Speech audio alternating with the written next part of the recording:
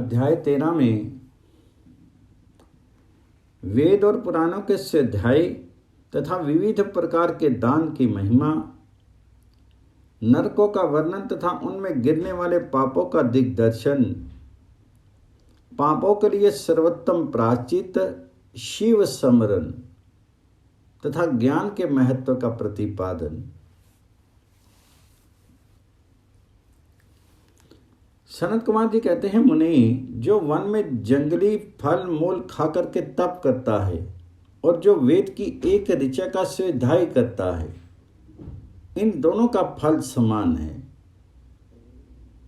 श्रेष्ठ द्विज वेद अध्ययन से जिस पुण्य को पाता है, उससे दूना फल उस वेद को पढ़ाने से पाता है।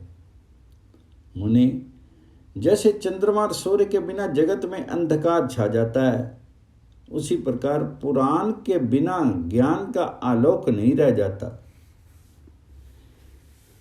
अज्ञान का अंधकार छाया रहता है, इसलिए सदा पुराण का अध्ययन करना चाहिए। अज्ञान के कारण नरक में पड़ करके सदा संतप्त होने वाले लोग को जो शास्त्र का ज्ञान देकर के समझाता है, वह पुराण वक्ता अपनी इस महत्ता के कारण सदा पूजनीय है। जो साधु पुरुष पुराण वक्ता विद्वान को दान का पात्र समझ करके बड़ी प्रसन्नता के साथ उसे उत्तम उत्तम वस्तुएं देता है, वह परम गति को प्राप्त होता है। जो सुपात्र ब्राह्मण को भूमि, गौ, रथ, हाथी और सुंदर घोड़े देता है, उसके पुण्य फल का वर्णन सुनो। वह इस जन्म में और परलोक में भी संपूर्ण अक्षय मनोरथों को पा लेता है तथा अश्वमेध यज्ञ के फल का भी भागी होता है। मुनीश्वर, जो पुरुष भगवान शिव की कथा सुनता है, वह कर्मों के विशाल वन को जला करके संसार से तर जाता है। जो 2 घड़ी, 1 घड़ी अथवा 1 क्षण भी भक्ति भाव से भगवान शिव की कथा सुनते हैं, उनकी कभी दुर्गति नहीं होती है। मुने, संपूर्ण दानों अथवा संपूर्ण यज्ञों में जो पुण्य होता है, वही फल शिव पुराण सुनने से अविचल रूप में प्राप्त हो जाता है। व्यास जी, विशेषतः काली युग में पुराण श्रवण के सिवा मनुष्यों के लिए दूसरा कोई श्रेष्ठ धर्म नहीं है। वही उसके लिए मोक्ष एवं ध्यान रूपी फल देने वाला बताया गया है। शिव पुराण का श्रवण और शिव नाम का कीर्तन मनुष्यों के लिए कल्प वृक्ष का रमणीय फल है, इसमें संशय नहीं है। यज्ञ, दान, तप और तीर्थ सेवन से जो फल मिलता है, उसी को मनुष्य पुराणों के श्रवण मात्र से पा लेता है।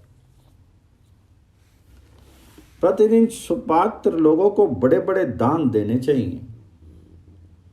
वे दान दाता के उद्धारक होते हैं। वे प्रवर, स्वर्ण दान, गौ दान और भूमि दान, ये पवित्र दान हैं, जो दाता को तो तारते ही हैं, लेने वालों का भी उद्धार कर देते हैं। स्वर्ण दान, गौ दान और पृथ्वी दान, इन श्रेष्ठ दानों को करके मनुष्य सब पापों से मुक्त हो जाता है। तुला दान की बड़ी महिमा कही गई है। गौ और पृथ्वी के दान के भी प्रशस्त एवं समान शक्ति वाले हैं, परंतु षष्ठी का दान इन सब से अधिक उत्तम है। नित्य दुही जाने वाली गाय, छाता, वस्त्र, जूता और अन्न और जल, ये सब वस्तुएं याचकों को देनी चाहिए। ब्राह्मणों को तथा अपीड़ित याचकों को जो संकल्प पूर्वक धन आदि वस्तुओं का दान किया जाता है, उससे दाता मनस्वी होता है। लोक में जो जो अत्यंत अभीष्ट और प्रिय हैं, वह यदि घर में हों तो उसे अक्षय बनाने की इच्छा वाले पुरुष को, गुणवान पुरुष को दान करना चाहिए। तुला पुरुष का दान सब दानों में उत्तम है। जो अपने लिए कल्याण चाहे उसे तराजू पर बैठना और अपने शीश से तोली गई वस्तु का दान करना चाहिए।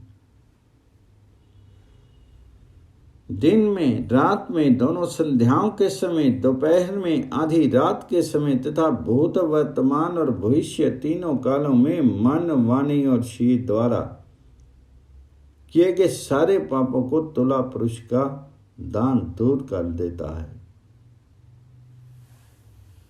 इसके बाद ब्रह्मांड दान का महात्म्य एवं ब्रह्मांड वर्णन करके सनत कुमार जी ने कहा, मुनिवरो, मैं श्रेष्ठ व्यास पाताल लोक से ऊपर जो नरक हैं उनका वर्णन मुझसे सुनो। पापी पुरुष उन्हीं में यातनाएं भोगते हैं। रौरव, सुकर, रोध, ताल, विवसन या विशसन, महाज्वाल, तप्त कुंभ, लवण, विलोहित, पीव बहाने वाली वैतरणी, कृमि का कृमीश, कृमि भोजन, कृष्ण, असित, असिपत्र वन, दारुण लाला भक्ष्य, पोयव, पाप, वहनी ज्वाल, अधशिरा, संदस्य, कालसूत्र, तमस, अवीची, रोधन, सभोजन, अप्रतिष्ठ, महारौरव और शाल्मली इत्यादि बहुत से दुखदायक नरक वहां हैं। व्यास जी, उनमें जो पाप कर्म प्रायण पुरुष पकाए जाते हैं उनका क्रमशः वर्णन करता हूँ, सावधान होकर के सुनो। जो मनुष्य ब्राह्मणों, देवताओं तथा गौओं के लिए हितकर कार्यों के सिवा अन्य किसी कार्य के लिए झूठी गवाही देता है अथवा सदा झूठ बोलता है, वह रौरव नरक में जाता है। जो गर्भस्थ शिशु की हत्या और स्वर्ण की चोरी करने वाला, गाय को कटघरे में बंद करने वाला, विश्वासघाती, शराबी, ब्रह्म हत्यारा, दूसरों के द्रव्य का अपहरण करने वाला तथा इन सब का संगी है, वह मरने पर तप्त कुंभ नामक नरक में जाता है। गुरु के वध से भी इसी नरक की प्राप्ति होती है। बहन, माता, गौ तथा पुत्री का वध करने से भी तप्त कुंभ में ही गिरना पड़ता है। साध्वी स्त्री को बेचने वाला, अधिक ब्याज लेने वाला, केश विक्रय करने वाला तथा अपने भक्त को त्यागने वाला, ये सब पापी तप्तलो नामक नरक में पकाए जाते हैं।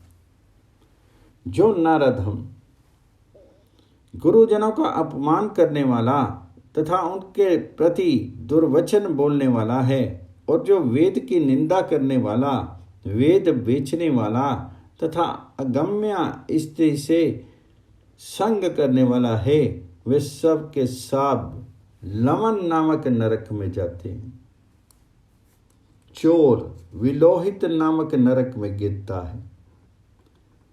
मर्यादा को दूषित करने वाले पुरुष की भी ऐसी ही गति होती है। जो पुरुष देवता, ब्राह्मण और पितृगण से द्वेष करने वाला है तथा जो रत्न को दूषित उससे मिलावट करता है, वह कृमि भक्ष नामक नरक में पड़ता है। जो दूषित यज्ञ, दूसरों को हानि पहुंचाने के लिए अभिचारिक प्रयोग या हिंसा प्रदान तामस यज्ञ करता है, वह कृमीश नामक नरक में पड़ता है। जो नर अधम, पितृगण, देवगण और अतिथियों को छोड़ करके बलि वैश्य देव के द्वारा देवता आदि का भाग उन्हें अर्पण किए बिना ही भोजन कर लेता है, वह उग्र लाला भक्ष नरक में गिरता है। जो शस्त्र समूहों का निर्माण करता है वह भी उसी में जाता है। जो द्विज अंत्यज से सेवा लेता है, असत्य दान ग्रहण करता है, यज्ञ के अन्य अधिकारियों से यज्ञ कराता है और अभक्ष भक्षण करता है, वे सब के सब रुधिरोध अर्थात पुयव नामक नरक में गिरते हैं। जो सोमरस को बेचने वाले हैं, उनकी भी यही गति होती है। यज्ञ और ग्राम को नष्ट करने वाला घोर वैतरणी नदी में पड़ता है। जो नई जवानी से मतवाले हो, धर्म की मर्यादा को तोड़ते हैं, अपवित्र आचार विचार से रहते हैं और छल कपट से जीविका चलाते हैं, वे कृत्य नामक नरक में जाते हैं। जो अकारण ही वृक्षों को काटते हैं, वे असीपत्र वन नामक नरक में जाते हैं। भेड़ों को बेच करके जीविका चलाने वाला तथा पशुओं की हिंसा करने वाले कमाई वाहनी ज्वाल नामक नरक में गिरते हैं। भ्रष्टाचारी ब्राह्मण, क्षत्रिय और वैश्य तथा जो कच्चे खपड़ों अथवा ईंट आदि को पकाने के लिए पजावे में आग देता है, वे सब उसी वहनी ज्वाल नरक में गिरते हैं। जो व्रतों का लोभ करने वाले तथा अपने आश्रम से गिरे हुए हैं, वे दोनों ही प्रकार के पुरुष अत्यंत दारुण संदस्य नामक नरक की यातना में पड़ते हैं। जो ब्रह्मचारी होकर भी सपन में वीर स्खलन करते हैं तथा जो पुत्रों से विद्या पढ़ते हैं, वे शिव भोजन नामक नरक में गिरते हैं। इस तरह ये तथा और भी सैकड़ों हजारों नरक हैं, जिनमें पाप कर्मी प्राणी यातनाओं की आग में डाल करके पकाए जाते हैं। इन उपयुक्त पापों के समान और भी सहस्त्रों पाप कर्म हैं, जिन्हें नरकों में पड़ करके मनुष्य भोगा करते हैं। जो लोग मन, वाणी और क्रिया द्वारा अपने वर्ण और आश्रम के विरुद्ध कर्म करते हैं, वे नरक में गिरते हैं। नरक में सिर नीचे करके लटकाए गए प्राणी स्वर्गलोक में रहने वाले देवताओं को देखा करते हैं और देवता लोग भी नीचे दृष्टि डालने पर उन सभी अधोमुख नारकी जीवों को देखते हैं। पापी लोग नरक भोग के अनंतर क्रमशः उन्नति करते हुए स्थावर, कृमि, जलचर, पक्षी, पशु, मनुष्य, धर्मात्मा, मानव, देवता तथा मोक्ष होते और अंत में मोक्ष प्राप्त कर लेते। जितने जीव स्वर्ग में हैं उतने ही नरक में हैं। जो पापी पुरुष अपने पाप का प्रायश्चित नहीं करता, वही नरक में जाता है। काली नंदन, संभव मनु ने महान पापों के लिए महान और लघु पापों के लिए लघु प्रायश्चित बताए हैं। उन अशेष पाप कर्मों के लिए जो जो प्रायश्चित संबंधी कर्म बताए हैं, उन सब में भगवान शंकर का स्मरण ही सर्वश्रेष्ठ प्रायश्चित है।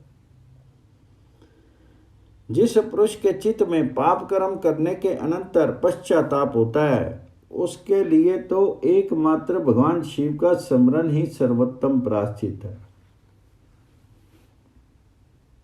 प्रातःकाल, सायंकाल, रात में तथा मध्याह्न आदि में भगवान शिव का स्मरण करने से पाप रहित हुआ मनुष्य माहेश्वर धाम को प्राप्त कर लेता है।